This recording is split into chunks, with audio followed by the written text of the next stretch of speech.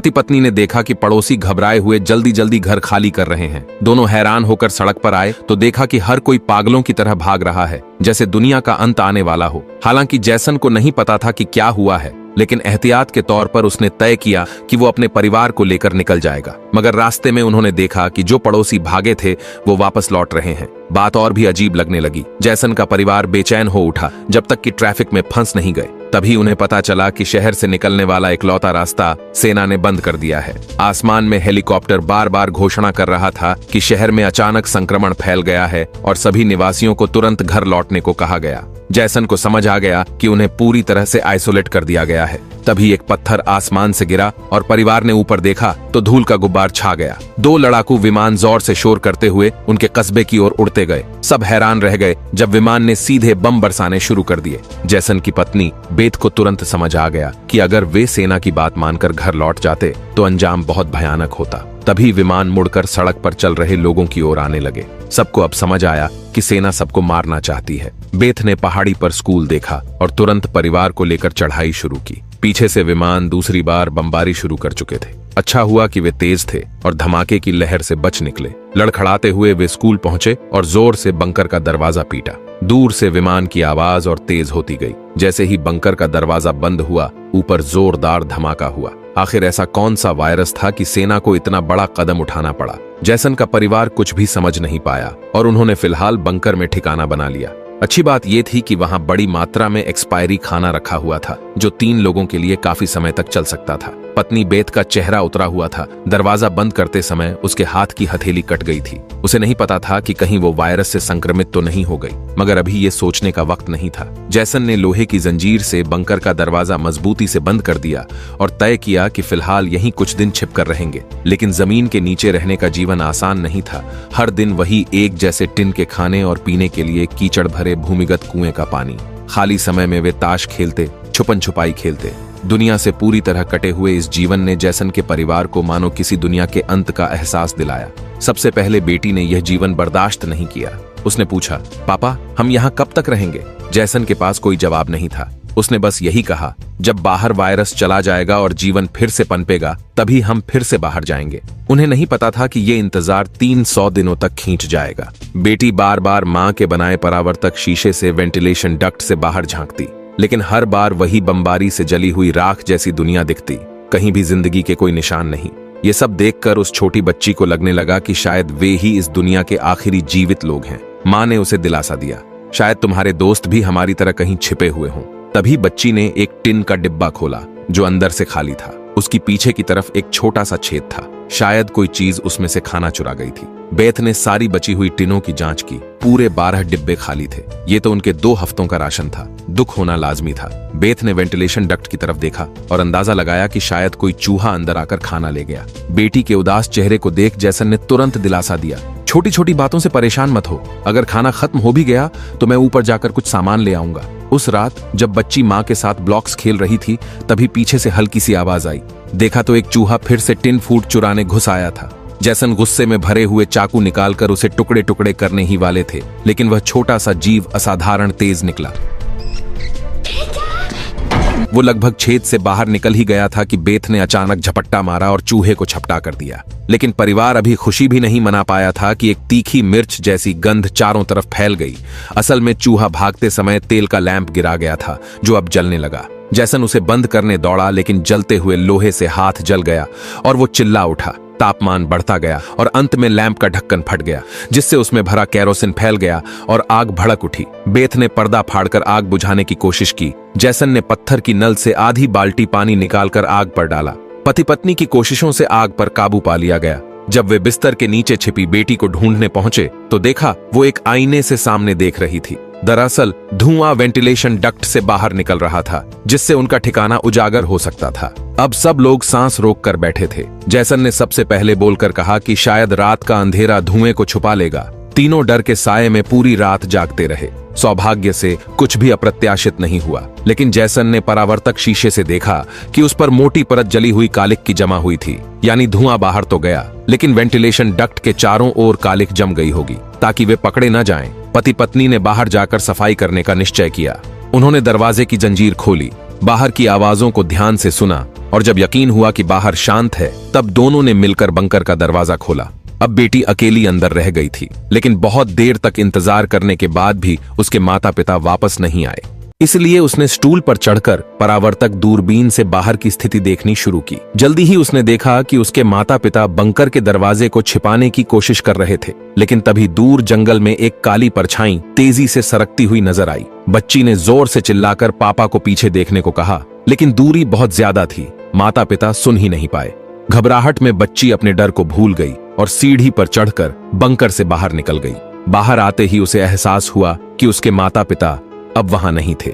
बच्ची ने बेचैनी में जोर जोर से पुकारना शुरू किया। तभी अचानक एक जोड़ी हाथ उसके सामने आई। ये उसके छिपे हुए माता पिता थे। बच्ची कुछ बोल भी नहीं पाई थी कि अचानक एक झुंड जंगली हिरणों का वहां से भागता हुआ गुजरा। हालांकि वे तीनों बाल बाल बचे, लेकिन बेत की चिंता और बढ़ गई। इन हिरणों का इस तरह भागना जरूर किसी खतरनाक चीज से बचने की कोशिश थी। सबको खतरे का अंदाजा हुआ और वे तेजी से वापस बंकर की ओर भागे। जैसन ने लकड़ी की पट्टियों से बंकर का दरवाजा बंद किया और लोहे की जंजीर से उसे कसकर बंद कर दिया। सुरक्षा सुनिश्चित होने के बाद उसने सबको शांत रहने का इशारा किया और खुद पूरी एकाग्रता से बाहर की आवाजें सुनने लगा। ऊपर से वाकई में साफ साफ किसी के कदमों की आवाज आ रही थी, जैसे कोई वहां की असामान्य स्थिति भांप चुका हो। वो किसी चीज की तलाश में लगातार बंकर के ऊपर इधर उधर घूम रहा था। छोटी बच्ची डर के मारे फूट फूट कर रोने लगी। बेथ बस उसे चुप कराती रही, कहती रही कि अगर आवाज बाहर तक गई तो सब खत्म हो जाएगा। जैसन तुरंत आगे आया और बच्ची का ध्यान भटकाने की हर कोशिश करने लगा। धीरे धीरे बच्ची शांत हो गई। बेथ की नजर वेंटिलेशन डक्ट पर ही टिकी थी और उसके दिल की बेचैनी बढ़ती जा रही थी। अचानक ऊपर से जोर की टक्कर की आवाज आई और फिर भारी कदमों की गूंज। जैसन ने आवाजों का पीछा किया और अंत में वो कदम उनके बंकर के ठीक ऊपर रुक गए। उसके माथे पर पसीना छलक आया। जिसे वे डर रहे थे वो आखिरकार आ ही गया। कोई बंकर के लोहे के ढक्कन को जोर से धकेल रहा था और जंजीरों से बंद होने के बावजूद खतरा साफ महसूस हो रहा था। लेकिन ऊपर मौजूद वो प्राणी जैसे पक्का कर चुका था कि अंदर कोई है। लगातार कई जोरदार झटकों से बंकर के दरवाजे की लोहे की चेन को थामे खंभे टूटने लगे। दरवाजा अब ज्यादा देर टिक नहीं पाएगा। बेथ ने हिम्मत दिखाई, सीढ़ी पर चढ़ी और अपने शरीर का वजन इस्तेमाल करते हुए चेन को खींचकर दरवाजा बंद रखने की कोशिश करने लगी। लेकिन फिर भी लोहे का ढक्कन धीरे धीरे खुलने लगा। तभी एक जोड़ी हरी चमकती आंखें अंदर झांकने लगीं। छोटी बच्ची डर के मारे चीख पड़ी। ठीक उसी वक्त जैसन ने एक लोहे की पाइप को जबरदस्ती तोड़ा और उसे दरवाजे के किनारे में पूरी ताकत से घुसेड़ दिया। ऊपर से आ रहा दबाव अचानक गायब हो गया। पति पत्नी ने मिलकर फिर से बंकर को बंद कर दिया। भले ही बाहर की कदमों की आवाजें अब दूर जा चुकी थीं, लेकिन जैसन का शरीर अब भी बुरी तरह कांप रहा था। वो कभी सोच भी नहीं सकता था कि बाहर की दुनिया में न सिर्फ बेरहम सैनिक थे, बल्कि खतरनाक राक्षस भी घूम रहे थे। परिवार सीढ़ियों के पास बैठा हुआ पूरी तरह निराश था, क्योंकि अब उनका ठिकाना उजागर हो चुका था और किसी भी वक्त नए हमलों की आशंका थी। वाकई ज्यादा समय नहीं बीता कि भंडार कक्ष की अलमारी हिलने लगी और ऊपर से फिर तेज कदमों की आवाजें सुनाई देने लगीं, मानो हजारों जीव उनके सिर पर दौड़ रहे हों। फिर वो सभी बंकर के दरवाजे पर इकट्ठा हो गए और जबरदस्त हमला शुरू कर दिया। इस बार की ताकत पहले से कहीं ज्यादा थी। मजबूत लोहे का दरवाजा टूट गया और अंधेरे बंकर के मुहाने पर अनगिनत आंखें चमकने लगीं। जैसन का परिवार डर के मारे पीछे हटता चला गया, लेकिन वे इन राक्षसों के कदम नहीं रोक पा रहे थे। जैसन ने अपनी तेल की लैंप फेंक दी और भंडार की अलमारी को दरवाजे पर अड़ा दिया, पर यह सब ज्यादा देर नहीं रोक सकता था। तभी बच्ची को जमीन की ओर खुलने वाला एक वेंटिलेशन डक्ट दिखाई दिया। जैसन ने ताकत से उसे तोड़ा और पूरी शक्ति लगाकर अपनी पत्नी और बेटी को बाहर की ओर धकेल दिया। लेकिन जब खुद बाहर निकलने की कोशिश की तो तंग जगह के कारण वो अटक गया। राक्षस बंकर में घुसने ही वाले थे। इस पर जैसन ने अपनी ही बांह मरोड़कर तोड़ दी। बेथ बिना समय गंवाए पूरी ताकत से जैसन को बाहर खींचने लगी। जैसन जैसे ही बाहर निकलने ही वाला था, एक विशाल पैर आखिरकार आग की दीवार को पार करता हुआ आगे बढ़ा और जैसन को जकड़ लिया। अब भाग निकलने की कोई उम्मीद नहीं थी। जैसन ने पत्नी से कहा कि वो बेटी का ख्याल रखे और अगली ही पल वो राक्षस द्वारा बंकर में खींच लिया गया। बेथ और बेटी निराशा में सुरंग की ओर दौड़ी। नीचे से अब भी जोरदार संघर्ष की आवाजें आ रही थीं। बेथ जानती थी कि उसका पति उन्हें समय देने के लिए लड़ रहा है। वो दर्द में भी बेटी को खींचते हुए वहां से निकल पड़ी। लेकिन भागते भागते उन्हें कुछ अजीब महसूस हुआ। जो हाईवे बाहर की दुनिया तक खुलता था, अब वहां ऊंची दीवार खड़ी थी। तभी एक हेलीकॉप्टर दूर से उड़ता हुआ आया और उसकी तेज स्पॉटलाइट में माँ बेटी पूरी तरह उजागर हो गईं। अब उनके पास भागने का कोई रास्ता नहीं बचा। फिर देखा गया कि आकाश से एक विशाल जाल नीचे गिरा और बेथ व उसकी बेटी को कसकर जकड़ लिया। जाल की जाली के बीच से उसने देखा कुछ हरे आंखों वाले काले साए उनके पास आ रहे थे। इसी वक्त बेथ को एहसास हुआ ये सो वह क्वाइम असल में तो सुरक्षा सूट पहने सैनिक थे, लेकिन अब माँ बेटी दोनों उनकी मर्जी के हवाले थीं। उनमें से एक सैनिक ने एक बड़ी सी इंजेक्शन निकाली और दोनों के गले में बारी बारी से चुभा दी। जैसे ही काली रक्त की बूंदें निकलने लगीं, सैनिक ने ऐलान किया कि दोनों संक्रमित हैं। उसके आदेश पर सभी सैनिकों ने अपने हथियार ताने और माँ बेटी को वहीं मार डालने की तैयारी करने लगे। असल में जब वायरस पहली बार फैला था तभी इस छोटे से कस्बे के कई निवासी इसकी चपेट में आ चुके थे। ये वायरस हवा से फैलता था और इसका संक्रमण बेहद तेजी से होता था। संक्रमित लोग खुद भी नहीं जानते थे कि वो बीमार हैं। सेना के पास वायरस को रोकने का एकमात्र तरीका था बेरहमी से संक्रमितों को खत्म कर देना। जब बेथ ने देखा कि ये सैनिक उसकी छोटी बेटी को भी नहीं छोड़ने वाले तो वो पूरी तरह गुस्से में आ गई। उसके चेहरे पर काले निशान उभरने लगे, लेकिन इससे पहले कि वो कुछ कर पाती, एक सैनिक की गर्दन से खून का फव्वारा फूट पड़ा। वो कोई और नहीं बल्कि मौत से लौटकर आया जैसन था। इस समय उसने धीरे से अपनी आंखें लाल कर लीं। शरीर की ताकत भी सामान्य से कई गुना ज्यादा हो गई। स्पष्ट था कि जेसन संक्रमण के बाद वाले रूप में बदल चुका था, लेकिन वह गर्म हथियारों की गोलियों को नहीं रोक पाया और जमीन पर गिर गया हाँफते हुए। अच्छा ये हुआ कि इस झड़प के दौरान बास और उसकी बेटी जाल से निकलकर भागने में सफल हो गईं।